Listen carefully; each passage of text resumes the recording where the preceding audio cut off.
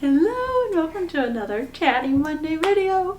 So I'm just hanging out here with my baby, so don't mind any alarming noises. That's just her playing. I'm super excited that this is very random and not to do with anything that I'm going to be talking about, but I got some of the cutest little socks from Lamington. And also, can you tell I'm having a bit of an orange moment? Like, our rug is burnt orange.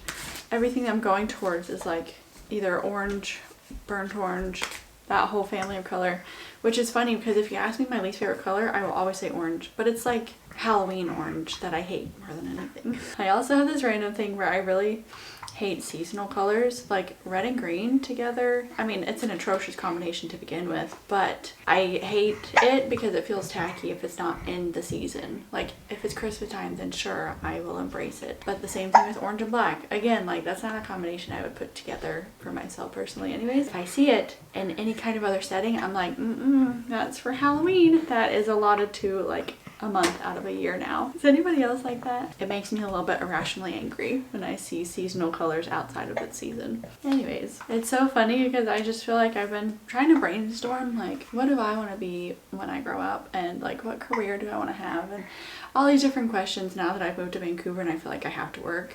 But I've been having a good sit down think about it, and I just have this horrible personality where I look at somebody doing something, I'm like, that's it, that's what I'm gonna do, that's my dream, I'm gonna work hard for it, and then I sit with it for like a day or two and then like, what was I thinking? I would be a horrible teacher, like I would hate it. Why would I go back to school for it? It's not a good thing. It's pretty toxic, I know, but I'll let you in on the ones that I've landed on recently. And honestly, all of these aren't very far off. Like I have thought about doing these different things before, but like one, professional organizing, I have done this before. Like I have had clients. I just love doing it. I love organizing and I love working with people on more of like a one-on-one setting.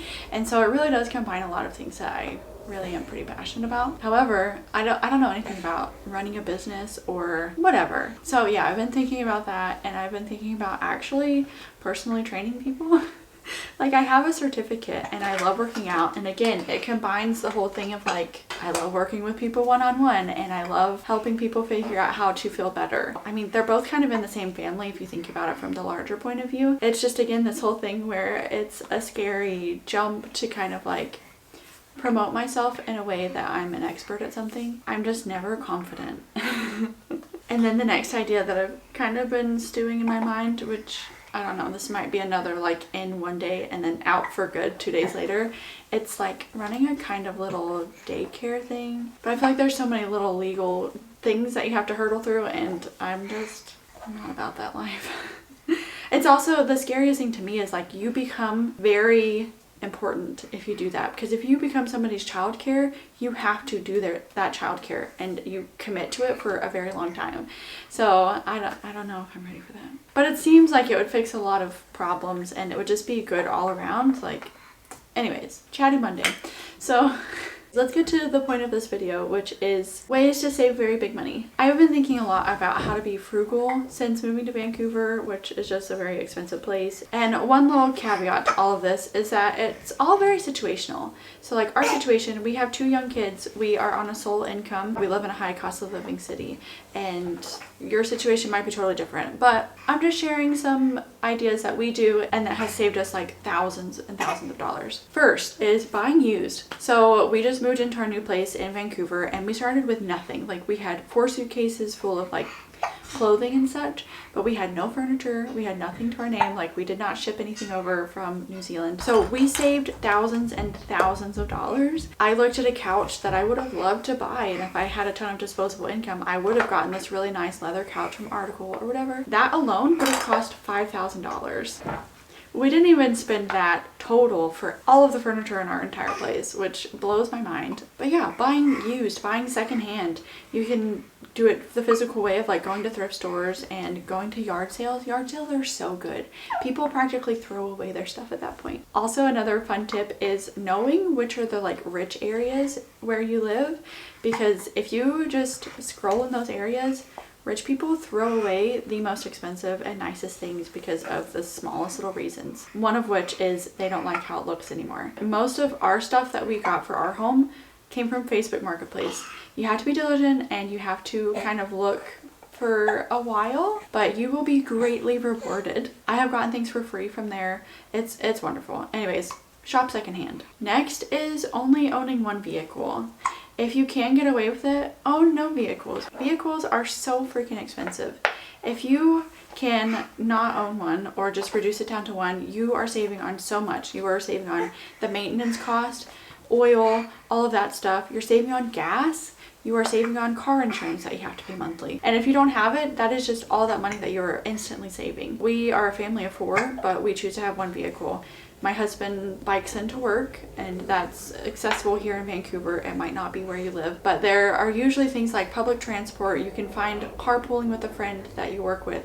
Like, there are a lot of other options that you can do to kind of cut down on your vehicular costs. Next is to also do with cars, but pay for your car with cash. We have always done this and we have never had a problem. Like, don't get a really old junker that you're going to have to spend a ton of money maintaining. Buy something that is in the mid-range, so it's not too old. It doesn't have like a crazy amount of mileage on it, but you don't need to get something off of a lot from a dealership. They tend to oversell the price anyways. And if you don't have a monthly car payment, again, that is all the money that you are saving from the get-go. So if at all possible, try to always buy your car with cash. Next is to quit or minimize all of your subscriptions. I think a big thing about this whole list is the whole thing of like realizing your wants versus your needs. Do you need a YouTube subscription? Absolutely not. You can watch the free YouTube and just watch the ads every once in a while. The same thing with like Spotify. Do you need a Spotify subscription? No, you don't. Netflix, Hulu, like the list is endless and it adds up really quickly. So if you are in a super like saving period of your life, cut all of them and see what happens. If you find that you really do need a certain subscription or it just greatly improves your life, then you can resubscribe. And oftentimes when you go to cancel a subscription, they'll like try to keep you there anyways and offer you a cheaper price. So I mean, really, what will you lose by canceling your Hulu subscription for a month? Try it out and see what happens. Hiccups. The next one is even more specific, but quit Amazon. Not only will you be saving on the subscription cost alone, it's the convenience of Amazon, right? I have had the good luck of living in 2 countries, in New Zealand and Canada, where I haven't been able to just access my mom's Amazon Prime, and I cannot tell you the thousands of dollars it has saved me. Amazon shopping addictions are a very real and a very serious thing. It is so addicting, especially as a form of therapy, like online shopping therapy.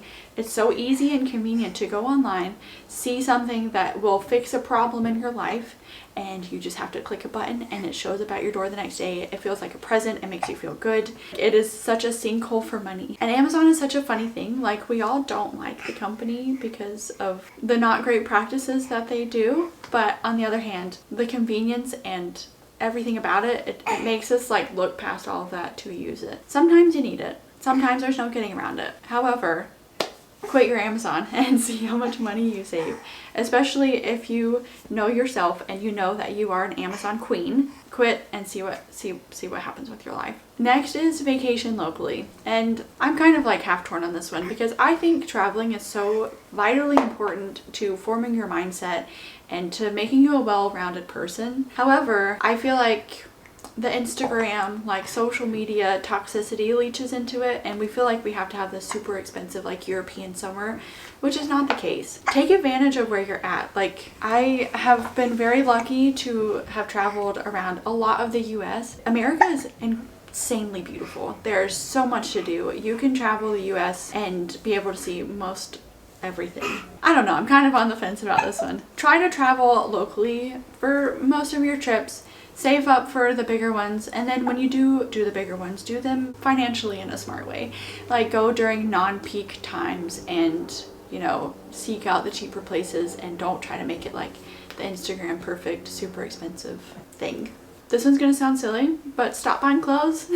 I can guarantee you, if you were to completely stop buying clothes today, you would not be naked for the next 3 years, at least. Chances are you are incredibly blessed. You have a closet and a dresser full of clothes. If I do buy clothes, they are from a thrift store or they are from a friend secondhand. Like, I don't ever, hardly ever buy anything new. And I think about that sometimes. I'm like, wow, I have saved thousands and thousands of dollars on clothes.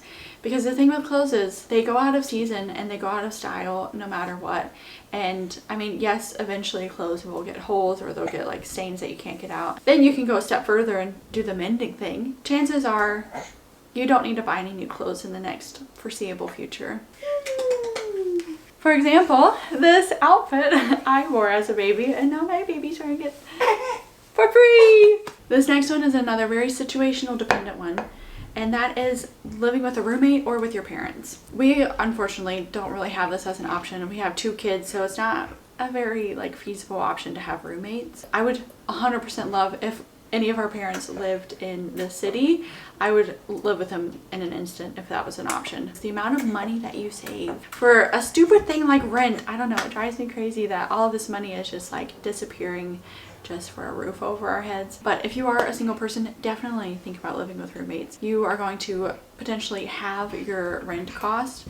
It saves so much money, and it is definitely the kind of money that's worth saving. And there's no shame if you're living with your parents to save up money. No shame at all. I think that is like an old stigma as well. Like, oh, you still live with your parents? Everybody wishes that they could live with their parents now. The economic crisis that is happening, no shame.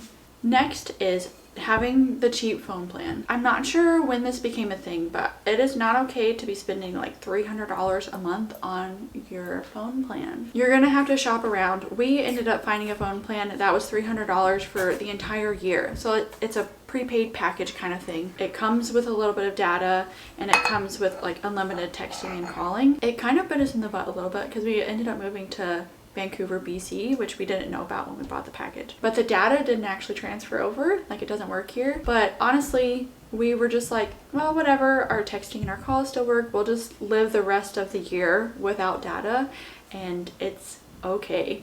Like, it's not that big of a deal. Usually everywhere you go has Wi-Fi. If you need data, I don't know, like it hasn't really been a big issue. And I actually kind of like it because if I'm at the park, I can't load up Instagram or anything else. Like, I have to be present with my children. Insane, I know. Look into it. Finish out your contract with whoever you have, and then look into getting a significantly cheaper phone plan, because that is just straight money that will go into your pocket. So this next one is not a specific thing. I have a specific story as an example, but it's just waiting a while before you buy something. So my specific story, I had my second child. When I was pregnant and about to give birth, I was like, you know what? I want this really expensive, nice stroller, because I had a stroller for my first one, and like it was still functional. It just didn't look great anymore. And you know, I had used it a ton, and so I knew that I loved having a good stroller, and so I was like, it's worth it. It's worth paying $1,000 for a nice new stroller for my second baby. So we ended up moving, and I was like, you know what, I'm gonna wait until we get moved and settled. And so I ended up waiting and waiting and waiting, and now I'm like, I'm so glad that I did not drop $1,000 on a new stroller. We are getting around just fine. I don't know, I think we as people are just so quick to fill a hole that we see, even if we don't necessarily need to. Just wait long enough and get creative and see what you have around you to fix problems or to fill the holes, and see how much money you save. So that is it. That is my list of ways that you can save so much money, like incredible amounts of money. I don't know, we just naturally do these things, but I'm glad that we do, because it just lets you live your life in a much more peaceful and fulfilling way. Because if you're not just spending your money on kind of the more, I don't want to say frivolous things, like they bring you happiness or whatever, but I find it a lot better to have the peace of knowing that we have money saved up and being able to buy the things that we really, really want or really need. We can do that because we have the money and we haven't just spent it on fun little Amazon things or like the cutest new outfits or, you know, just that kind of thing. But anyways, thank you so much for watching, and I will see you guys next time. Bye!